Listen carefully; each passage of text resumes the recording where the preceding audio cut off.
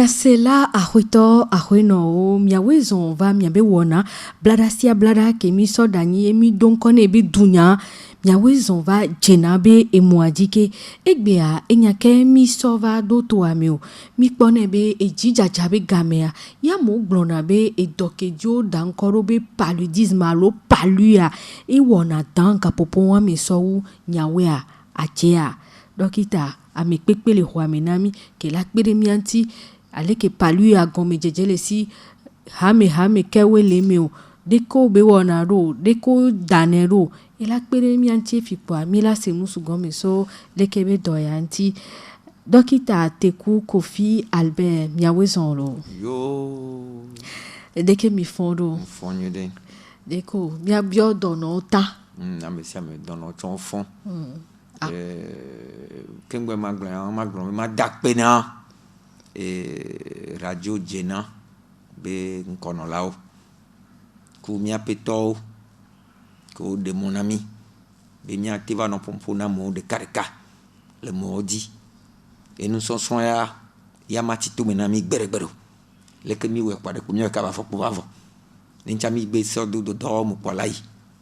kengbe mado enya dono be nyantia ndi madakpena mo kengbe de que to mi fondo bien sûr mi fondo mi dakpena ma wo dono wa ole va ti que sia potolekwe lo ahia mechande o ahu mo fondo de bio fondo mo fondo so ni ko de fondo egbe am fondo re to enyo Georgina mi be mi po mi le moadi mi adun ko jina to jino to be dokita Teku Kofi Albert yele ni nkonoto ni CMS adawula toa yewa mi abe vi Sandra Anthony eyele emoanu mi agba troro da dokita Teku Kofi Albert bo mi agba do we zon ni ke mo ho zon ami enyo if ya ne mi ayi egbebe nyadia tutugban nke mi ayo be atikesi o apeno atikesi are e do de beni vo nke nanyo mu nane vo mo ni mu pata mu de le jena dona no me de yona be anoufel femelle ne me domu e na mu domo ma ke o le ma kafla mi nya klibio ma gbon ya jin kokengbe no le ma mu do amu sevele do dan se no ma me manya do dio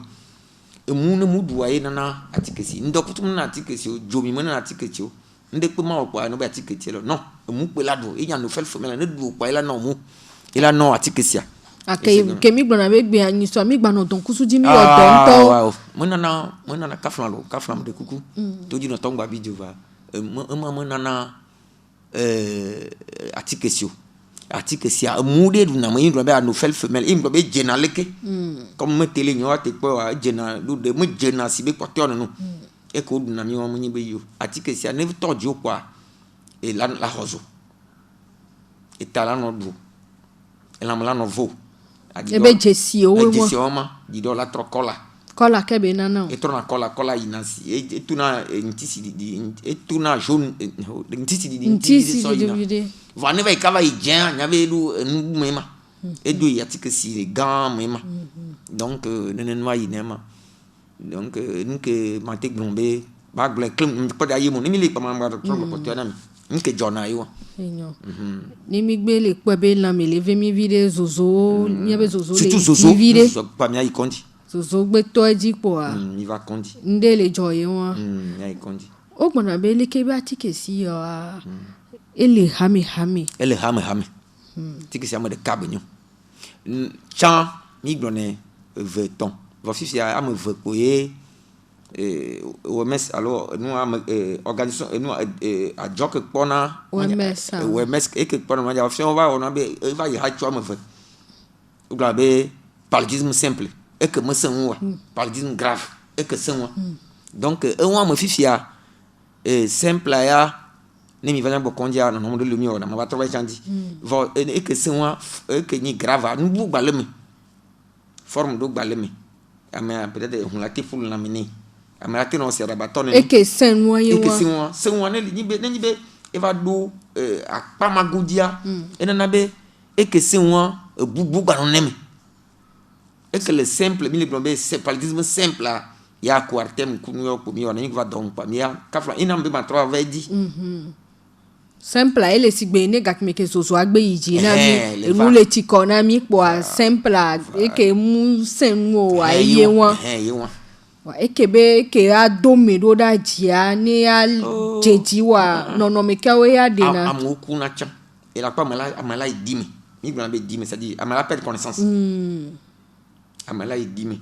ne funo ya fula ke gleni la ke itla te kufa je te kufa parce que nde ni le et c'est un vide et na mi gna be mu dono le zin on ne za le be ne mu dono aza ni bo so no no bo atike ça mi le kwa be nous vide ko ni me on de pouvoir et nous ni et c'est un vide ne va do afide ya nda wanya na on et c'est comme amula jaraba de gudanga pour dire c'est moi et pas lui atike silana me la de gudanga pour du ano nu abe le tonde amere chokata be ajan hiro abe ya mere ja wiro mere de karune hiro ano gonyo nyam ça dit ano déliré quoi enya ko njewa on to anyino vi la va gbo fi anyan ka aglono ma se gomo atike si no be deni ko ne vo quoi Voi enya kemile gloye fia eva dona gado me na me de todo wande la home na me a ho me omu kokona me abe jilo mu kokona me ayi na kondi gapopo me be atike si la te no le gapopo wa me ogbona be ele wo be o do nu re na ne o so na nu ayi na de ko nu paji sigbe bo wonde ne o kokona me aso yi na fibu yo be trona 620 debu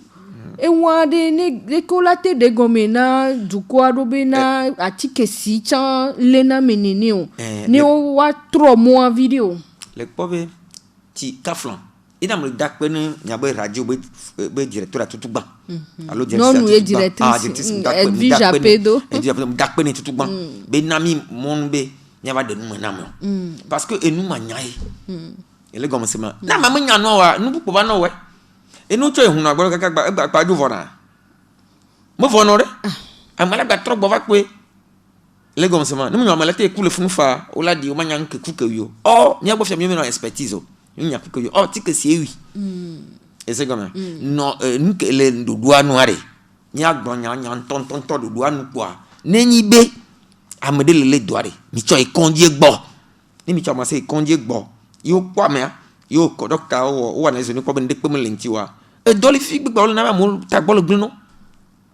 e doli mo ngani mati ni mje ma gbon pato même le nyabe sida ka France nyabe sida na mo de na godi de na gbele mondia nyamnya wa donc nous ni mi va conduire donc ita ke nyanu de nwantia nyambe nyanyalo nyambe nyanya va no le va ni nyan e ke u nya nyani mate tadi e ke u nya toto nya amesia docteur de sia de duibe e limite ni nya fi ke mo du gba na le va gbo mo pono ka trop bien fait toi bon e ya nyam jate we e ya mani toto mani tonye yo ma yo petonye nu ye gbo ne ba ve onu ya nu et c'est comment donc elle a trop dit la dit kaka quoi mi akpo o ba kenare nu anti akpo nu anti na mo le blombe be dokita mo lo do fi ajoda nyari di mati nyaro le fi ya mati glono radio ajo ne be bien le la glono et c'est comment et nous jo mi po et c'est comment donc nous jo quoi amone kondi aw il va kondi ni ale kebele hodo le gbona ka kwa amakenyi oto oh e ya ume ya me ya gbo awo ya mate wenu ma wenu we e ke won mi ate gbon gbe abena le kebe doyo o dane comment e pata mva dona fide ke na mea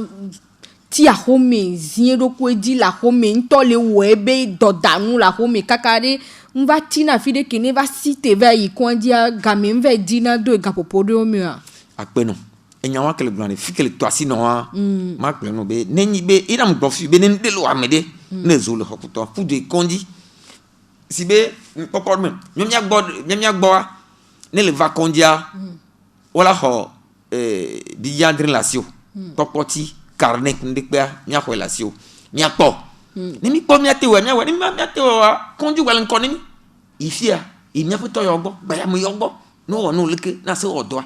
ne la mo ne kamunu vole bon kaka no aju seun o ba ko viva e via do kula lo mo no kengbe le kokko vari leke ma wedi ni ma fona mo wa que ma wori ma te wa ese goma e na na gbejo pare va kondi kaba pon la fun kanwa du va ble kan gbel ko ba kondi nga docteur la no e tu kwenta mo jonde pe no ne be se kam to mo jonde pe no te clinique rek be que sen lo lo mo se mo jonde pe no te ko e vudi e na man ko jo pare va kaba enyo lekebe atike si akebe nyami le gloire me kaoye be kana si edi o me kawele ne ntokomu ok ape eni ke magno eni de vie ko npodo po ma ton wa o nya foku ne vie o hozo kwa du tu sais kondi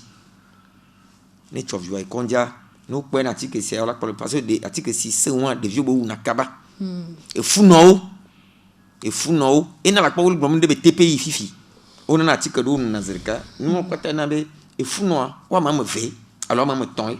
ni me nyane ne kele fo do donc ne le no article nyure e va kondi e le mlom dom de via tan le mlom dom ko tu kara me le sinon surtout ma me vraiment de vie qui ko do 5 ans ku e funo a fokoni o article si ou na kaba ou non to donc e wa ni mi gbona ga sai pana no va kondi ko mana mu dono de vie ko do po no a o tiamo we de ka o na mu don de vie no funo no va ko na mu don zerka et mi non article cha o na zerka donc actuellement c'est ça et nous ya ameka ho yo de le que gouvernement lo sinon sincèrement amega ho wa miunto la jaye e cha amega ko la te o paludisme grave falo voix et miunto la jaye tu on a mis moudon il va me moudon nous to prendre le ya amega ho on te la prendre disposition on te la konko la wa quoi ne ba so no va couche am veke et mi vonana ini de vie que encore faut maton wa et c'est comme kufuno et c'est comme sinon pas là tu va me faire va dépend ne nyam on to le si nyam gaho va électronique ka va no grave no quand on to yo mais conduit on to va de vie tu kufuno ya mi rula le beno lo gade me wa me do gbona be anemi ehumano lamena me okudo palu ya atike sia enu de kawe mia sego menene alo de hena devana akpe e de hena devana ina mo glan fi be ne fi ko glan be palu sen atike si sen enu mi glan be atike si que sen wa enu gan be do gbalem de ko le ma e me chae anémie toi chan le voilà maintenant mais chan il parle d'une grave forme anémique yena amea la voilà mani na mani ndu lenti ndu e no glambe hématie allo drépanocytose amu to ba de udus ça dit o le sibele ko la cho les ko dojine mi rula no sur de que mi glana fa go mi rula no lenku video anti voilà mi rula no lenku video anti le ke be dia et c'est comme donc nous on a be amu to ba il y a le paludisme grave et il y a le paludisme grave forme am quoi dans le roi vona mea et de neuf ina la pobe ne le yi ho a de fifi ne hu be no wa la pobe amosu do akpa gantoa wa we funo wa we donc ne ni paludisme grave forme anémique va et de neuf ina funo la no la te wa va me si am gbodu va me ko to bo am ko gbo va na kaba il me le blanc enyo enu ya de lekeba tike si ya leke mi agbo fikawe milano e mu fikawe jina mu kaba nke fikawe mi mate no ye mu ma no ba mi o mi alo mi late no lebe na mi abi tepi abi mu ngba no ji le tepe won na mi o ok akbe kaka miabe no fo ware mia le beni miabe no fo le kencho le kwabe le hutima artificiel so ganu so dang bele fun le atupare gban le fun huntaya le gbo fifia hu abataya glan le tile rigbo le so da fun e ti jati halem flower que le doigt flower kan e ti khana le dom miabe alant miabe ho miaba ho bu ngbedu mu kuto mi me le bele no ne ti jare e ti ave khana la fili titia ha anigba fu emi ovolo vo fun ke be khalia e de poto le fun ne flower me ya e le flower me flower do khona se danali e moi fi ka be na ziando anu fe fumela e sia me ya na ziando ataya mbado ziando atupa mutimati be nu mbado tout autour après agbe nous que il me doit zialo tu vas pour virer ne de kai va doit zian on va pour virer ne ne ola nyo l'école là souvent lo on la souvent là rien va nous nous combien non éviter moi mia be puis et ti do komi on a kuto mi ma nous chon nous nous pata mia le beni mia ba home mia kuma glo ma jai subo imda isubo e won ñu na mia glo mia le beni mia be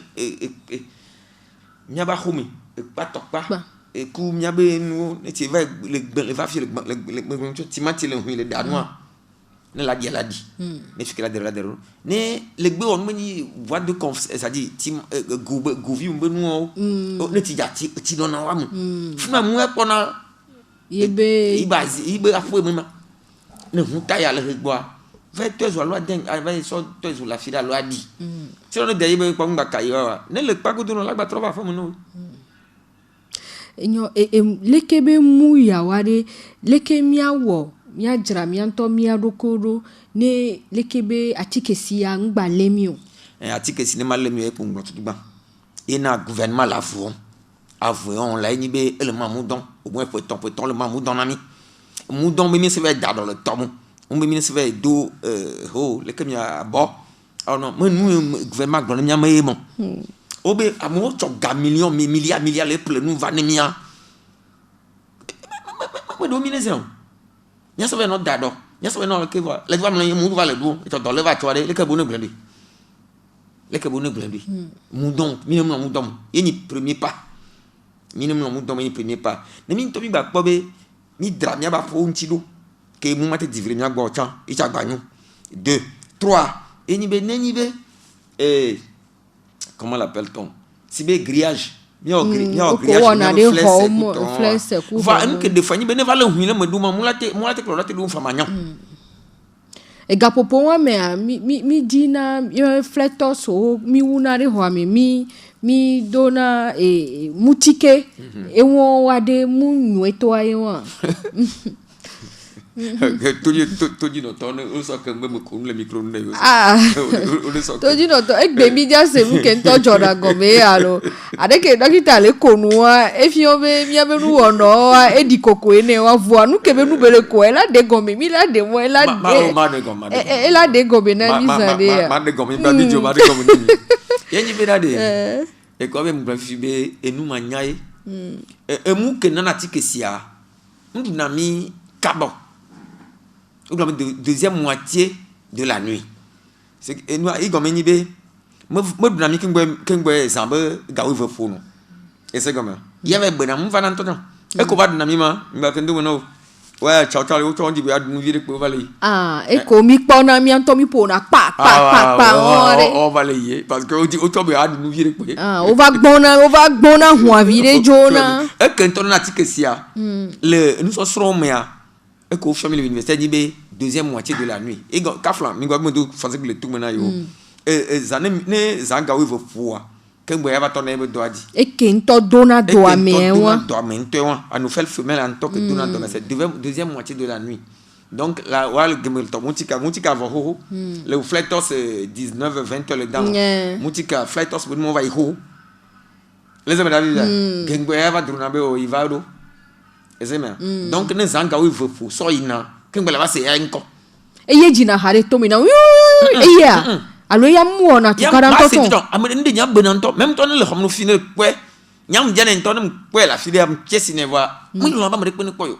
kakale be agu kwa pra ke wa mi mu we apo e ko mi wu na wa mi mu we apo mi wu na icha va mu bo mi de mu su goncho e jena leke la e chona e ona leke e kona nu ndo da ya mi e jena leke mu jena sibe kote onu no ya jena leke ona angle le ne le pofi ke be jele kunu la kwa be ona angle ona leke ma yo angle ta bo mo de be nyamba do nyolo ona de na mo vide dana de gome mu chona ku anyi keke mo de na mo vide de gome ne bo ne wa ese goma iya no fefu mela ya jena ne ese goma mpate na tikesio ina ne be to mu tika lo fetos vo ne gama do we unsa do we vo kun ba va zamere adu onyu ese goma mu don pe yin nu ke mi azamu do nya dodo ya vo agare me wa mi jova gbona be mu do ale ele tu gbongbon re po na mi te le gbon nwere o linke wo won ya ro mi be leke be mu don yo da na ko atikere ya ro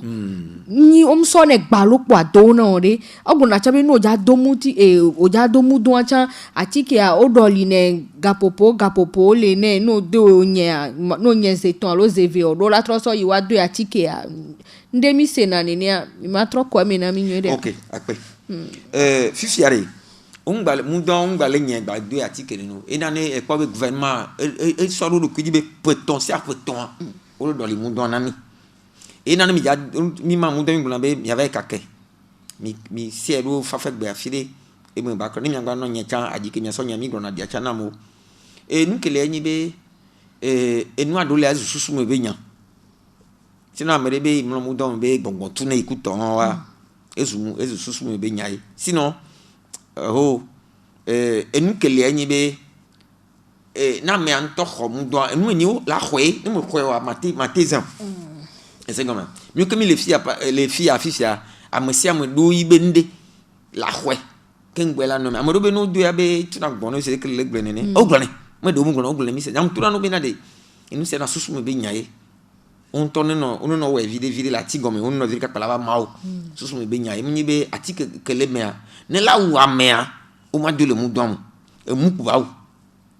mi be la wa gbe to be nyayo mi le se gome atika me do mu dom po mi se obe ku o de c'est comme ça amoro ntoli a wa be susu me psychologiquement le susu me nde dona mpuno le c'est comme ça nde le dum mpuno le susu me yenyi wa sinon atike ya mu na mu na tika una me ke do mu don po nya se togo ya be amore do mu don ma mu don amore do pa mako me ko ko mi c'est comme ça me ko ko de donc nous ke binya be mi ke mi akwa do susu me be enu nyu be ne blanc be ne mi gan enti gouvernement we sovaro donc pas pour même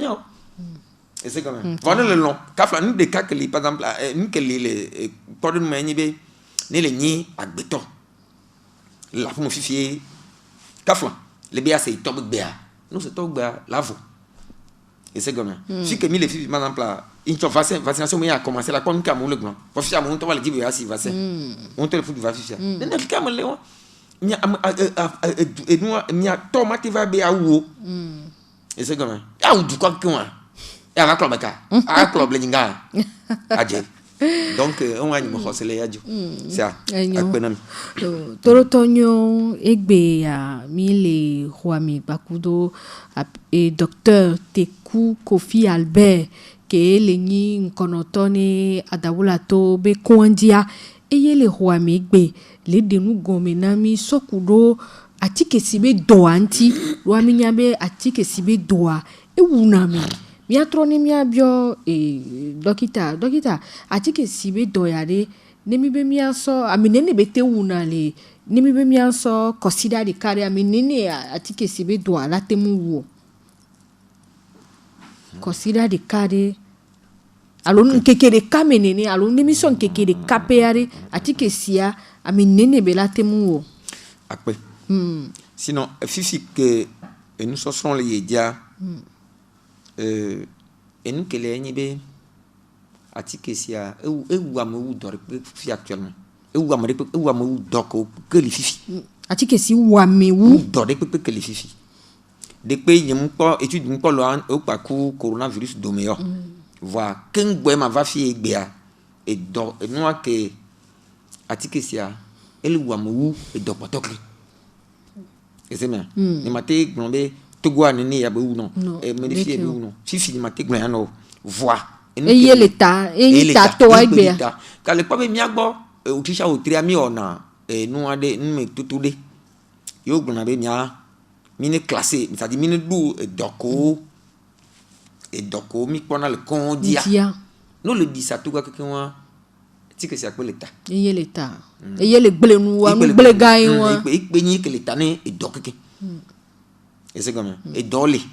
ni mgbo o be si da ku to no viole coronavirus va coronavirus pe nyim po wo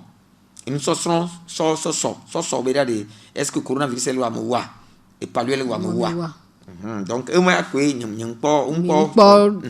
mon Dieu ya nyam po mon Dieu yanchu va que mnyani be ne le konde pe dififia cholu me kai 5 asia tike sia ko nata e mia bio sebe gapopodo me amero kuna be iwo nambe lanyemento am palu javana moi ma to gbere dada nto so fifia de ne ma no so ma so no le dare moji ma bio sebe egbe dada alo gbedele keye tekpena lekebe atike siadia. OK akpe nous a Togo to mini e wani mate iglombe enyokumunyu mi ma dozu yovu kekan na mi azu yovu ko serikane no en kenya nya kafla dokitamni turu kenya ma po enyi be ne mari le doa ne va kondi et c'est comme voiture dimi de vie mais egbian po minuna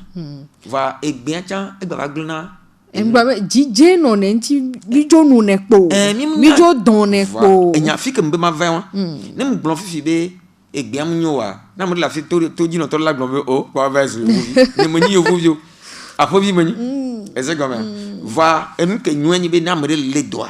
ne va kondi et c'est comme voilà mais en tobe pobe ya da gben la noa va mu nyon parce que non Dès que ma blague de minjibe ya gbonyare ke ya do chaka toji no to do me o alo ya jagole waji cho eye won moni me le vont yo emi ke me di ma gbonye be na de na me de le doa ne ikondi et c'est no to aye won untia ba jo so de susu so dare gbe adivo ne le gbe azan en to be se lam le veille. Est-ce que il conduit pas à ticket c'est matique si ne nous bwe le gomme anya la no fu matique tikore la no khozo officiel ne le kondia o la do quoi manya ticket si mi ko nga saga mi o ko na le viovana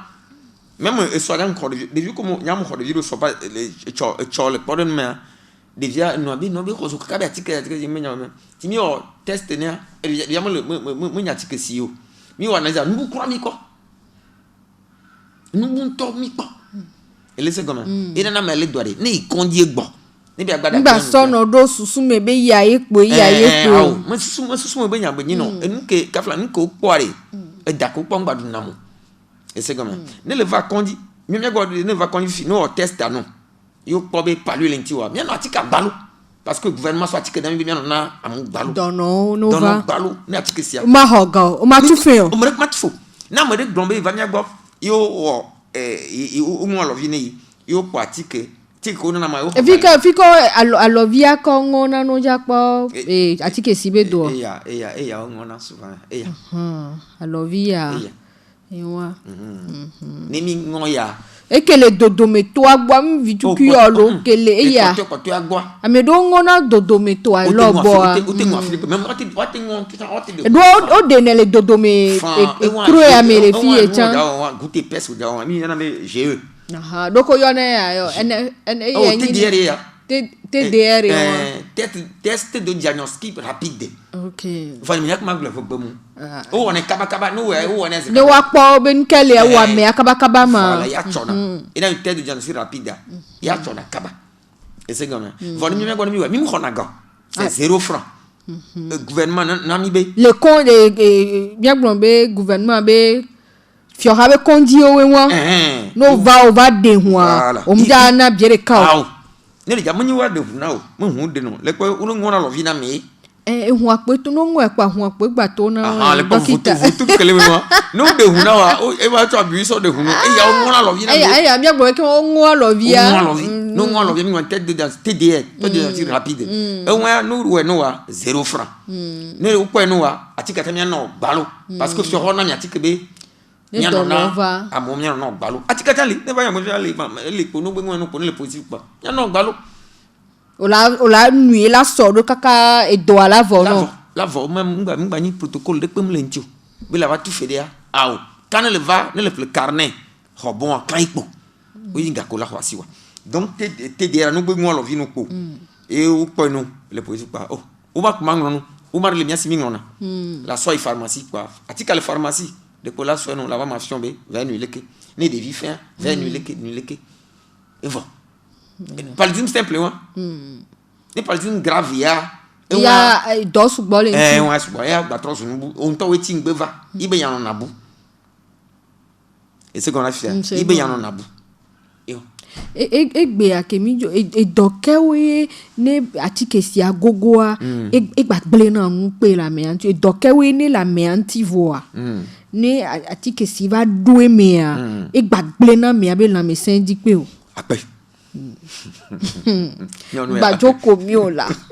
le ko ben kele aji bi da e ko be c'est-à-dire les lebdo no sibe dokita be school le ide quoi mi no bio edu ko comme mi le to ayo wala ape le ko be mi do le ko be ni no enu kenya fo kututu gba yin fu no e fo me do le be njo nígbà yin do chan do nuit do nuit de be ni va ne fu no me le be ne edu ki o me le mo mu don mu article que va conduire ou non que me ton que mi doit TPI hein traitement préventif intermédiaire me le nuwa a faut couler et c'est comment me ni be e do be ni belo e fu be fo be ana agbe agbeto va ne le be ne do ki wa ne pas lui vers bois e ja foku et c'est comment ina no va conduire mi non mu don zerka no va conduire mi non article mi non ya trop no va ou tisha ou ti wa no bon et c'est comment donc docteur ya le si article c'est le si be doc ko pot no kenene et c'est comment amrité ni diabétique meni be tension meni be no palue la na ibako et c'est comment we do la no ble wu ne ba gbe a voilà be ngba ba do mene o voilà ne gba do mene chan in ton nyale ke ba wo ya parce que ina to na benade nyano le bene nyado kyo nyano adi do vivito miawo le bon adi do vivito tension to nous même tout temps coronavirus on ton fifia palu mponi problème de penu entre temps palu ya corona tenu amenti covid tenu amenti palu ya la le ame acha palu le jafoko e gloma le gloma na de le kwa bo ka o be san yo di na wa no san yo di na wa no tu no le se fi yo gloma oui amene le couper oh ame akhozo o be de konjo be coronavirus c'est faux ne le poe kabare enyu no be ngba po et c'est comme donc meni be depuis meni palu meni complication ne et nous côté ça dit meni be la nabe et la ou vont ton be quoi donc moudon pas ne le moudon ne ton le dodia avec des et c'est qu'on a fait ça toi mi glon sida chambe nyasan e chan e do la jaye na atikesia le pas ben mo terre on comment et nous amore amodo nia ça dit wa be lamia e do fladare neni bo le le palu simple alo palu comme dire ya on ni nyare ko ne sida le ntio le paludisme grave ne va se moi avec le wa et que la njada baba même si dans la tête de goyi d'engbe fa ne ma baba pe nkala bani e wa me di nto le susu me nyem po le pe o donc ne ne wa le wa ida bi nya jaye mu donc o man mi ade gouvernement sanka gbugbour là ça non c'est me nya sori mu donc o man mi ngom ma don nkele don pour ma don il y a fou que ça ba article c'est akoma c'est mon affiche mi po ebe na jidudua wo ekpata kem suwa ne waso dure kebe doya divoa lo egbapoto vide nyak manglon la kama godia ni be jidudua e chale we baf ele waf sinon mu donc mio mi hopia mi ma mu donc mi ma fo ya ma ne ni ba mo gala sa fle o ma te flo c'est comment ne gala sa lo ma choka sa flo gouvernement kan weto mi la te va gbon gbere ka gbebe leke ba ti kesi ya ma gba te gba no jo amena mi ko wa akpe to jino to no se enu kele anyi bina de afrika be dudo le afrika si me lo mo gbo donc nko mi o cheme gbo ma te yo dodo ko o kakawa be vanyi ne be nle wa de bia chami la tende afon nyonto me lo mi abu no mo be no de ka fla ne mi gbona be de mi le gbon be anu fe fe me le ve na mede kanti do ale i ba so wa no Nenye nous que mi le don fifi. Ye m'va doit me rekpe la fille que tu dois va no la battre le doigt. Et moi te ne va bien battre le doigt fa. Ne mia le second. Susu que mia de wan quoi. Nenye ba me sia me le don mieux que mi le wedu debe et moi y a fille be nous pas me rekpe do. Ne moi me doit me de quand tu dois le fa do wa me ya le do. Et ne va pas me rekpe do va wa. Le ya comme ça ma. Ewa. Nya susu nya. De miate gblobe leke bati ke si o bane la megbo Oh amugbe. Bidola se bu gome. Toji gba biji do. Oh. Mia biose do amele ate gblobe amea eleli ati ke si eve no gbon keke vivide po a do po e chan e ndidi o pe chan jo le ati ke si. Ah wala me. Amedo gbona nya won. Ela le pa eni me le gbon eni mu wen kan gbon fifi. Never do am ke bol ve le a do alenti va do chan. Ne le yi am ka flalo le yi to bo fifi alo le no bo. Lang me le kono. Il le mu domi, le mu domi. To a cham mu domi. Ne moi du to, mo va du la te hodwa. Ne me don mu domo, il va mo va du to a ti ke salenti i gol va gol be va pentilo. Il va to mo va du wari la ho ma ko. Serika. Nya e wa. E se goma. Mo ni be ne ni be mi ko mi le wo mu don be nyantia. Rek ma ba hodol no ya gbo. Enyo. Enu ya mi abe mu don wa de belele ke hiane o. Mi be mi la no de la so no sia wa enu ya hunhun o chola no de mi da be mi la nyeche. Se nene mi kwa be o la tenye. Okay. Yele toji no to se fiade adika o so nyane o. Okay, akpe. Ti mi va tu ba ngblonya wa fifi be ne monyo la dira no se no ne gbengbe ke mi khwa tutu bon. Et que ngwe la duya na asie que ngwe la avait sodo fa fe gbe la file aya ga no la aya la tu mi vide que ngwe la va deux e nya ke mi na mo no la nya kwa adi fafa ma di de ke senu aw mo nya di ka si no le de ke mi one do mo nya di ke soda bu no le mo e pe video o ngba so pe video parce que atike ke le me ati ke yim bla ati ka mu na mu va ne mu la va du mu do la zu afogbalo no do afogbalo ya po e la do mi donc ezu afogbalo la te le te yen au plus zivalo c'est ton frère tout caramelo ne le ou tu ton ne podi na wala ne podi na wa ne tu ton va yim podi wa de ko la surveiller la trogne la sien et c'est comme va ne dépend et fi qu'on tourne non à quelque belia la te enzive la te enziton la te enzine va dépasser zeno va di fafa adi ke nya di ke acide benu mo le moa il a sonye gano sie quoi ne fois ba to so itepo ifiare nya ke mi atem brona nya ke le mi se fimi la brona toji no to ne mi aso putana okay egbebe nyatio toji no to akpe ko madona mi ne ede poto mi ngble o e wa chon zena mi atem so edre mi po a potani nya zerika okay toji to akpe ko madona duncha egbe a ogba do to se nya begbe mi da pe no bo se nya begbe va ti ke si a dore be nya e do badai do mi an do mu don ai pe ni fefea nende o me de ko be de vi ke mu ko si un ko do fa ma ton alo do fa ma ton ti va e hoswa o ne pour va kondi ke cholo agwa no e konja pour la ko do ntini de o no mu don mi ne funo fofo ne kondi eti nu a chama no don ne kondi ko na mu don kan don o twa na don mu don mi donc nke yang po ma te glonu o tro yan donc a pe ma do no veto aí uma resume vire que mo e George dam mi kwabe enyeku toji no to keke ma mi planu sugbo le gbebe nkeke egbebe wo tro padi ya po mi planu sugbo e ma da pe ni toji no to bo no mi anti ya da pe ni mi achan to mi abe game ata game ke mi cité e mi va zan de mi anti les filles be ya so jra mi doa ya da pe na mi be ya iya to la tu si de me na mi lo yo. Tu con mi afetolo. Yo. Ni no wene la no. Toji doto miagrona mi be ni so blada gbe a miagba no do kudo tanyabu mina ni egbe agba kudo dokita Teku Gilbert Kofi Albert Kofi ke fiomi afodope na atike sibe doa adike milano jramia doko doa karijibe amisia me chan etoleme